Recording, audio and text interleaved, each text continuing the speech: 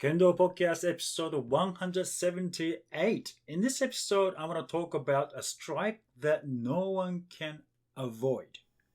Kendo Podcast by Hiro Mafuji from Kendo-Guide.com. Thank you for listening. This podcast is about Japanese martial arts Kendo for Kendo lovers and supported by Kendo enthusiasts through Patreon.com.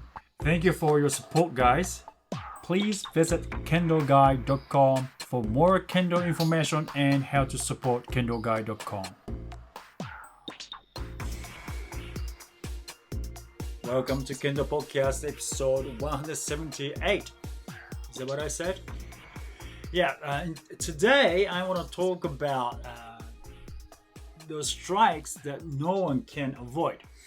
Now, I have to apologize to those members at Patreon.com, and I don't know why this scheduling doesn't work.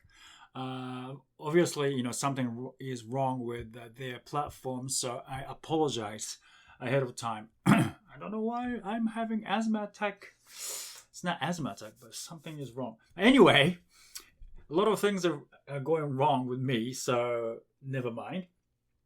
Okay, and also I wanted to do a weekly wrap up, but I wanted to do it live, but a lot of things going on weekend as well. So probably when I can, I'll do live, and then when I cannot, probably I have to rely on videotaping, recording actually. So yeah, I'm sorry about that.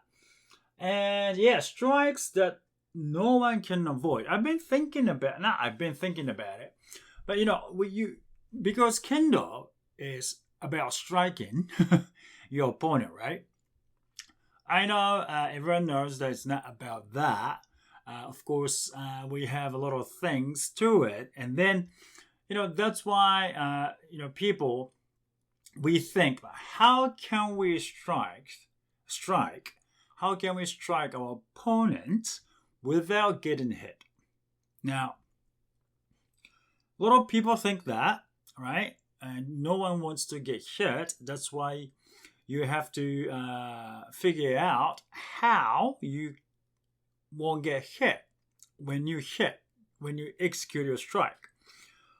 And I've been thinking how, I also think about it, and at the same time, a lot of sensei says it's not, Kendo is not about hitting each other, and it is about defeating your opponent before you execute your strike.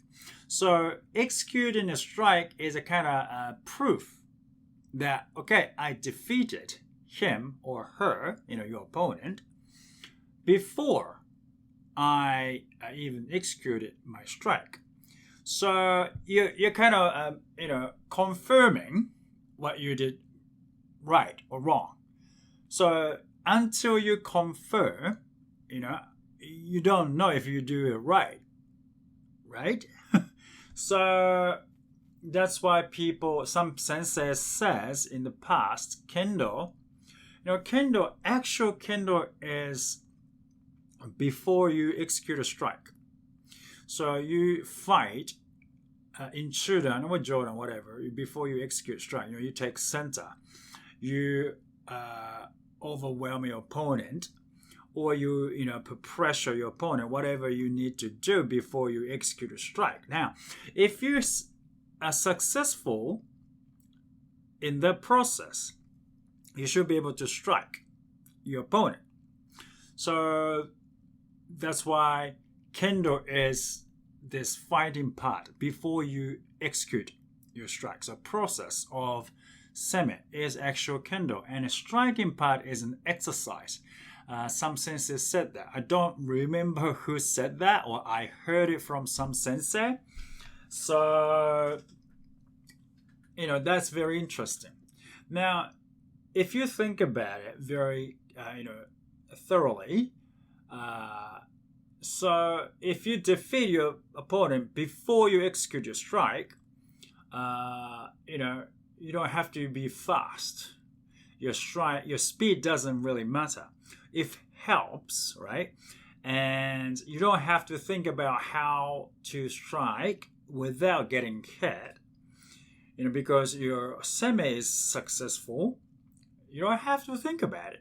And then, if I think like that, I really think, okay, speed doesn't really matter.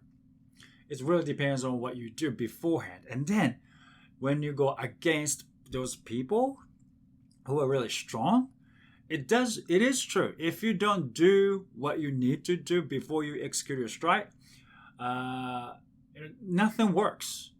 It doesn't matter how you try to strike fast. I mean, there are a lot of ways to execute strikes. So again, Kendo has many different techniques. So you should use those. You have to learn those too. And that's the fun part of Kendo, So that's that. And then at the same time, you have to think about, okay, how I should put pressure. Especially when you become like 4th dan, 5th dan, you would have to start think about it. And because, even you think you're fast, I know you have this experience. Nothing bloody works against older people. Grandpa sensei, how can they move before even I move? These things, it doesn't mean they're fast, right? We know they're not fast. They're fast. They get you before you execute your strike because they know what's going on. So I think that is a very important thing we have to know. So some students of mine ask me, but if you strike like this, I get hit. That's why some sensei told me not to bring my sword up, kensaki up. That's true. When you're young and when you're into shiai, which is very true. But and then you will get, if you get older, as you get older, your speed will, you will slow down, and you won't be able to strike as fast as you used to. And then what happens? It doesn't really matter then. So you really have to think about how you can put pressure before you strike. You have to defeat your opponent. Now, that is how moment, right? And okay, this is how you have to do something with the shinai, your opponent's shinai, and it's a mind game. And funny enough, Kendo is very funny in a way because you have to listen to your sensei. You have to be honest. You have to be obedient so you can learn faster, right? And it is true. If you listen to your sensei and do as they say, you can improve really quickly. I think that's true. Of course, your sensei has to be good. Just do as they do, and you will improve really quickly. But at the same time, right, in Kendo, so you have to have pure mindset, right? And in Kendo, you have to mislead your opponents, when you want to defeat them. But at the same time, when you get stronger, or when you get better, and my sensei, the late Tsurumaru sensei, told me that. I think I talked about this in a podcast a long time ago. He told me that if you're really strong, you go, I am going to strike your man. You have this atmosphere. Your body language tells your opponent that I am going to strike your man, right? And then you strike their man and you get it. That is the strong Kendo. And skillful kendo, on the other hand, is I'm going to, your body language says, I'm going to strike your man. I'm going to strike your man. And then when you strike for kote. You strike kote.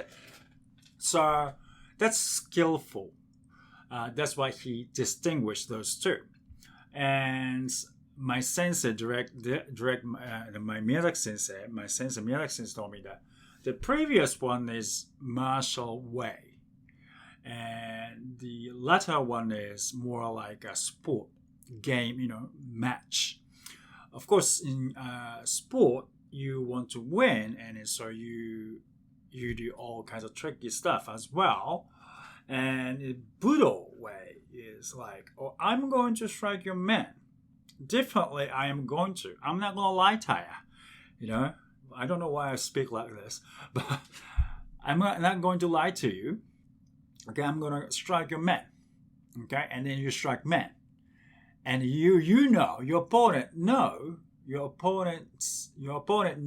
that you are coming for the man, but they can't do anything about it. That's strong. And I have experience like that too. Like sensei, the Tsurumaru sensei I mentioned, he was very strong. Of course, he was 9th dan. Of course, no question about it. And he was almost 80 when I was there, when I was learning from him. And he was coming for my man. Okay, somehow he decided to execute some, strikes because I got his men first. And he decided to beat me because I beat him on the first strike, and I didn't mean to, of course, and I just did my best, and then I happened to get his man, and he just had a big smile on his face, and then, okay, I'm gonna show you what I'm capable of, kind of thing, and he started attacking me, and that was, oh man, scary. He was like a big, huge wave. You cannot do anything about it. You know he's coming. You can see. It's a slow motion. You can see he's coming, and he started bringing his sword up. I could see every single thing he does, and he still got me. Right? Now I know he is coming for my man, but I couldn't do anything about it. So, okay, now I was like young. I was like 15 years old, maybe 14, 15 years old. So, maybe I might react differently, but I don't know. So this is, ideal kendo. Ideal kendo that I think I should, my ideal kendo is that, executing strikes that no one can avoid. Ideal strike, it doesn't mean I can do it, but that's the kendo I am aiming at. So what kind of kendo are you aiming at? You can share that with us and write down in a comment. Thank you for listening, and I'll see you in the next podcast. I would like to send special thanks to patrons for their constant support through patreons.com/Kendo for Life.